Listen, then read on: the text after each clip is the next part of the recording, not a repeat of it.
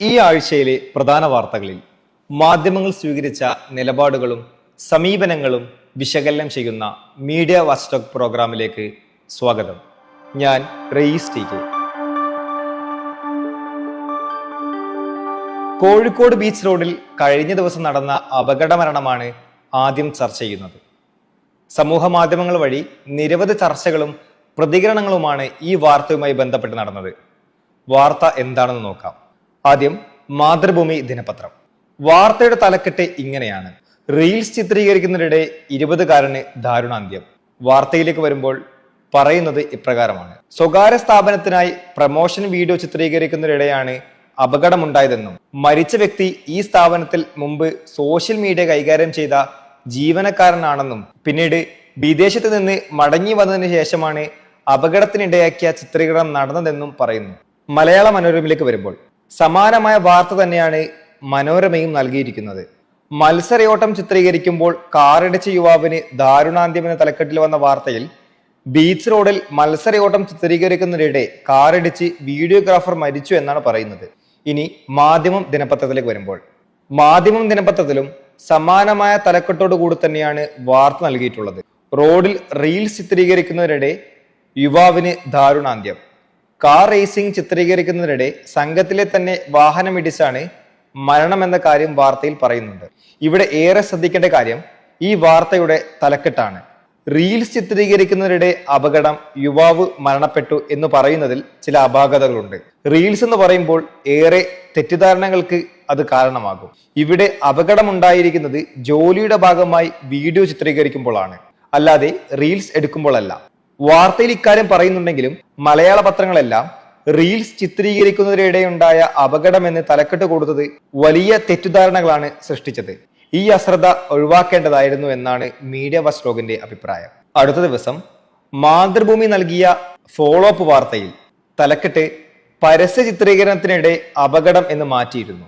അടുത്തതായി ദേശീയ തലത്തിൽ വന്നൊരു വാർത്ത നോക്കാം. വിശ്വ ഹിന്ദു പരിഷത്തിന്റെ പരിപാടിയിൽ പങ്കെടുത്ത് വിദ്വേഷ പ്രസംഗം നടത്തിയ അലഹബാദ് ഹൈക്കോടതി ജഡ്ജ് ശേഖർ കുമാറുമായി ബന്ധപ്പെട്ട വാർത്തയാണിത്. ഈ വാർത്ത മലയാള പത്രങ്ങൾ എങ്ങനെയാണ് നൽകിയതെന്ന് നോക്കാം. ആദ്യം മാതൃഭൂമി ദിനപത്രം. വിദ്വേഷ പ്രസംഗം, പ്രതിഷേധക്കൂട്ടിൽ ജഡ്ജി എന്ന തലക്കെട്ടിലാണ് 1-ാം പേജിൽ ഈ വാർത്ത മാതൃഭൂമി നൽകിയത്. ജഡ്ജിയെ ഇംപീച്ച് ചെയ്യാൻ പ്രമേയം കൊണ്ടുവരുമെന്ന ശ്രീനഗർ എംപിയുടെ പ്രസ്താവനയും അലഹബാദ് ഹൈക്കോടതിയോട് സുപ്രീം കോടതി റിപ്പോർട്ട് തേടിയ കാര്യവും വാർത്തയിൽ പറയുന്നുണ്ട്. കൂടെ വിദ്വേഷ പ്രസംഗത്തിലെ പരാമർശങ്ങളും മാതൃഭൂമി ദിനപത്രം നൽകിയിട്ടുണ്ട്. അടുത്ത ദിവസം വിദ്വേഷ പ്രസംഗം, ജഡ്ജിക്കെതിരെ ഇംപീച്ച്മെന്റ് നീക്കവുമായി ഇന്ത്യ സഖ്യം എന്ന വാർത്തയും ഫോളോ അപ്പായി മാതൃഭൂമി നൽകിയിട്ടുണ്ട്. ഇനി മാധ്യമം ദിനപത്രത്തിലേക്ക് വരുമ്പോൾ വാർത്ത കൂടാതെ ജുഡീഷ്യറിയുടെ നീതിബോധം വെല്ലുവിളിക്കപ്പെടുന്നു എന്ന പേരിൽ മുഖപ്രസംഗം എഴുതിയിട്ടുണ്ട് മാധ്യമം ദിനപത്രം. വിദ്വേഷ പ്രസംഗങ്ങൾക്ക് കുപ്രസിദ്ധി നേടിയ സാക്ഷി മഹാരാജിനെയോ സ്വാതി പ്രജ്ഞാ സിംഗിനെയോ മറ്റു ഹിന്ദുത്വവാദികളെയോ നിഷ്പ്രഭമാക്കുന്ന ഭാഷയിലും ശൈലിയിലും ഒരു ഹൈക്കോടതി ന്യായാധിപൻ കാഴ്ചവെച്ച ഉറഞ്ഞുതുള്ളൽ രാജ്യത്തെ മതനിരപേക്ഷ സമൂഹത്തെ ഞെട്ടിച്ചതിൽ തെല്ലും അത്ഭുതമില്ല എന്ന് പറഞ്ഞുകൊണ്ടാണ് മുഖപ്രസംഗം ആരംഭിക്കുന്നത്. അടുത്തിടെ വിരമിച്ച സുപ്രീം കോടതി chief justice DY Chandrachud Gyanvapi പള്ളിക്കുള്ളിലെ പുരാവസ്തു ഗവേഷണ വകുപ്പിന്റെ വസ്തുതാ അന്വേഷണത്തിന് 1991 ആരാധനാലയ നിയമം ബാധകമല്ലെന്ന് വിധിച്ചതാണ് സകല അവകാശവാദങ്ങളുടെയും നാരായവേരെന്ന് മുതിർന്ന നിയമജ്ഞൻ ദുഷ്യന്ത് ദവെ രോഷാകുലനായി ചൂണ്ടിക്കാട്ടത് ഈയിടെയാണ്.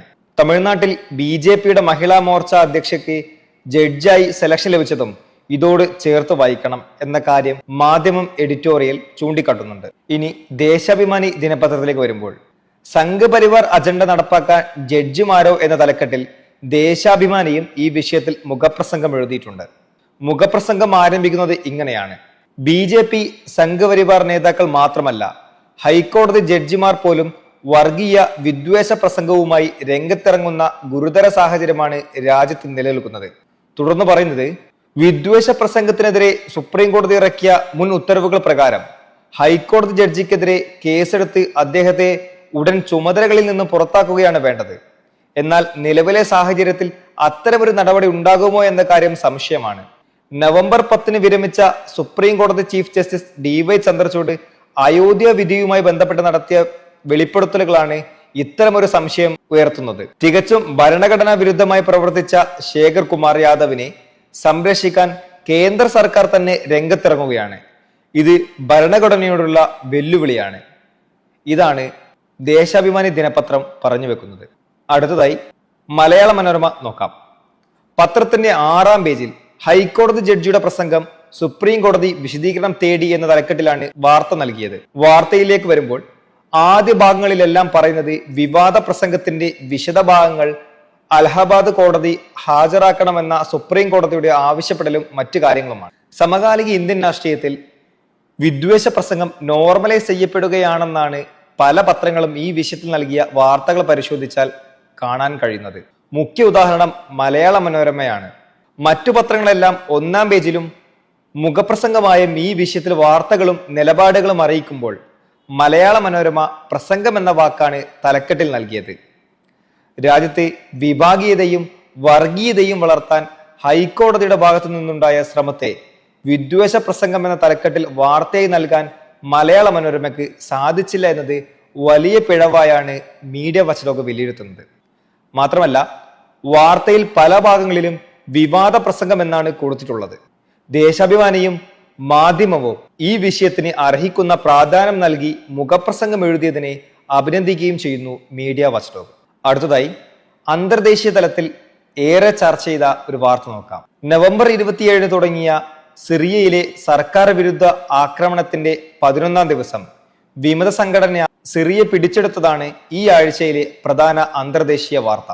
മലയാള പത്രങ്ങൾ ഈ വിഷയത്തെ എങ്ങനെ പരിശോധിച്ചെന്ന് നോക്കാം.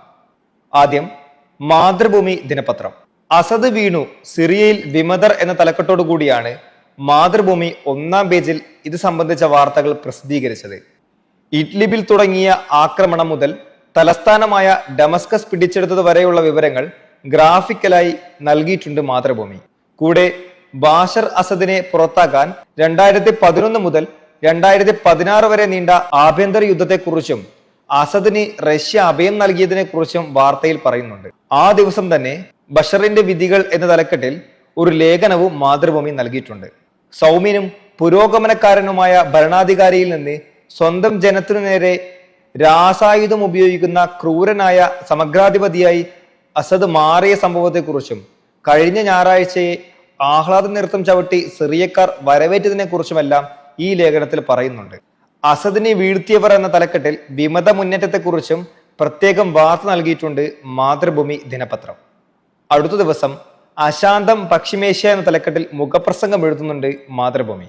അസദ് ഭരണകൂടം വീണപ്പോൾ ജയിച്ചത് US ഇസ്രായേൽ സഖ്യത്തിന്റെ താല്പര്യങ്ങളാണ്. റഷ്യക്കും ഇറാനും അത് പ്രഹരമേൽപ്പിക്കുകയും ചെയ്തു എന്ന കാര്യം മുഖപ്രസംഗത്തിൽ എടുത്തു പറയുന്നുണ്ട്. സിറിയയിലെ സംഭവ വികാസങ്ങൾ പശ്ചിമേഷ്യയുടെ ഭാവിയെയും വർത്തമാനത്തെയും കൂടുതൽ സങ്കീർണവും അനിശ്ചിതത്വവുമാക്കിയിരിക്കുന്നു എന്ന് പറഞ്ഞുകൊണ്ടാണ് മുഖപ്രസംഗം ആരംഭിക്കുന്നത്. അസദ് ഭരണകൂടം വീണപ്പോൾ ജയിച്ചത് US ഇസ്രായേൽ സഖ്യത്തിന്റെ താല്പര്യങ്ങളാണ്. റഷ്യക്കും ഇറാനും ഇത് പ്രഹരമേൽപ്പിക്കുകയും ചെയ്യും.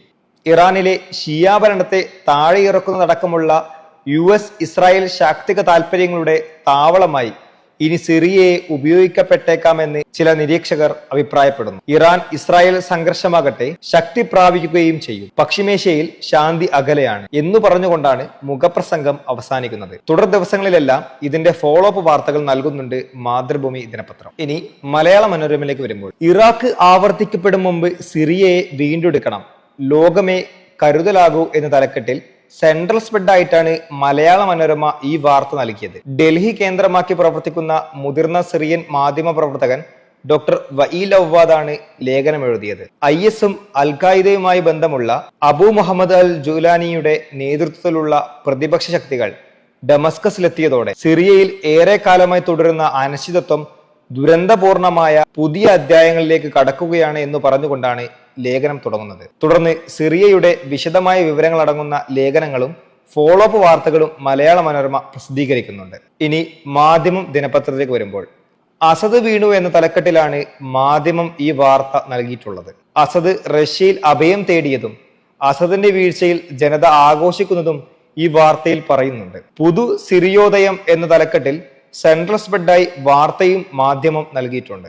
വാർത്തയിൽ സിറിയൻ ജനതയുടെ പുതിയൊരു അധ്യായത്തെക്കുറിച്ചാണ് പറഞ്ഞു വെക്കുന്നത്. അടുത്ത ദിവസങ്ങളിൽ ഇസ്രായേൽ സിറിയയെ ആക്രമിച്ചതും മറ്റ് ഫോളോ അപ്പ് വാർത്തകളും മാധ്യമം നൽകിയിട്ടുണ്ട്. അന്തർദേശീയ തലത്തിൽ ഏറെ ചർച്ച ചെയ്യപ്പെട്ട ഈ വിഷയം മലയാള മാധ്യമങ്ങളെല്ലാം വിശദമായ വാർത്തകളും ലേഖനങ്ങളും ഉൾപ്പെടുത്തി സമഗ്രമായി കൈകാര്യം ചെയ്തു എന്നാണ് മീഡിയ വാച്ച് ഡോഗിന്റെ നിരീക്ഷണം. സിറിയൻ ജനതയുടെ അവസ്ഥ പറയുന്നതോടൊപ്പം വിമതരുടെ വിജയം US ഇസ്രായേൽ ചേരിക്ക് നേട്ടമാകുമോ എന്ന ആശങ്ക മാധ്യമം ഒഴികെ ബാക്കി എല്ലാ മലയാള പത്രങ്ങളും പങ്കുവെക്കുന്നുണ്ട്.